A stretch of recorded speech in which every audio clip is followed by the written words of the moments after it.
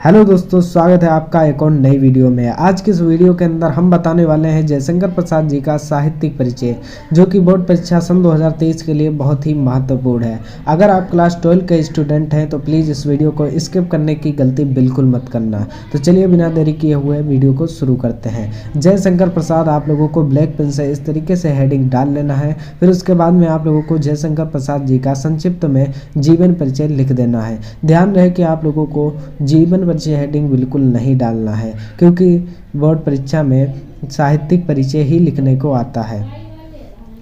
तो चलिए इस तरीके से आप लोगों को जीवन परिचय लिख देना है। जयशंकर प्रसाद का जन्म 30 जनवरी सन 1889 ईस्वी को काशी में सुगनी साहू के नाम से प्रसिद्ध वैश्य श्रीदेवी प्रसाद जी के परिवार में हुआ था। आप लोगों को बस इतना सा ही संक्षिप्त में जीवन परिचय दे देना है। फिर उसके बाद में आप लोगों को मेन हेडिंग डालना है। ब्लैक पेन से आप लोगों को साहित्यिक परिचय हेडिंग डाल लेना है। इसमें लिखना है, जयशंकर प्रसाद जी हिंदी युग के परिवर्तक कवि माने जाते हैं। जयशंकर प्रसाद जी हिंदी युग के परिवर्तक कवि माने जाते हैं। प्रसाद जी जीवन संघर्ष करते हुए अनेक रचनाओं को जन्म दिया। प्रसाद जी ने जीवन संघर्ष करते हुए अनेक रचनाओं को जन्म दिया। इन्हें इनकी रचना कामायनी पर मंगला प्रसाद पारितोषिक से सम्मानित किया गया। इन्हें इनकी रचना कामायनी पर मंगला प्रसाद पारितोषिक से भी सम्मानित किया गया। जयशंकर प्रसाद का काव्य में प्रेम और सौंदर्य प्रमुख विषय रहा। जयशंकर प्रसाद का काव्य में प्रेम और सौंदर्य प्रमुख विषय रहा। ये नागरी प्रचारी सभा के उपाध्यक्ष भी रहे। ये नागरी प्रचारी सभा के उपाध्यक्ष भी रहे।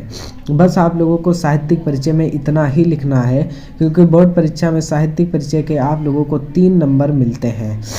फिर उसके बाद में आप लोगों को एक इम्पोर्टेंट हेडिंग डालना है, कृतियाँ पूछे तो कृतियाँ डाल लेना है। रचनाएं पूछे तो आप लोगों को रचनाएं डाल लेना है। रचनाएं जरूर लिखना है, क्योंकि रचनाएं या कृतियाँ के 2 अंक मिलते हैं। तो चलिए देखते हैं। चित्राधार, कानन कुसुम, झरना, लहर, प्रेम पथिक, आंसू, कामायनी आदि प्रसाद जी की प्रमुख काव्य कृतियाँ हैं।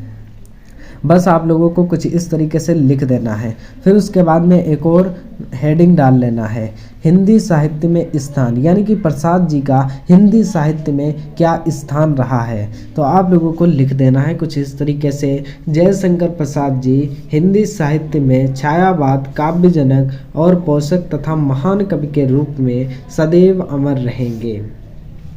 यानी कि जयशंकर प्रसाद जी हिंदी साहित्य में छायावाद, काव्यजनक और पोषक तथा महान कवि के रूप में सदैव अमर रहेंगे। 15 नवंबर सन 1937 ईस्वी को इस महान कवि का देहावसान हो गया। 15 नवंबर सन 1937 ईस्वी को इस महान कवि का देहावसान हो गया, या फिर 15 नवंबर सन 1937 ईस्वी को इस महान कवि की मृत्यु हो गई। बस आप लोगों को इस तरीके से साहित्यिक परिचय लिखना है। बोर्ड परीक्षा में आप लोगों को पूरे 5 में 5 नंबर मिलेंगे।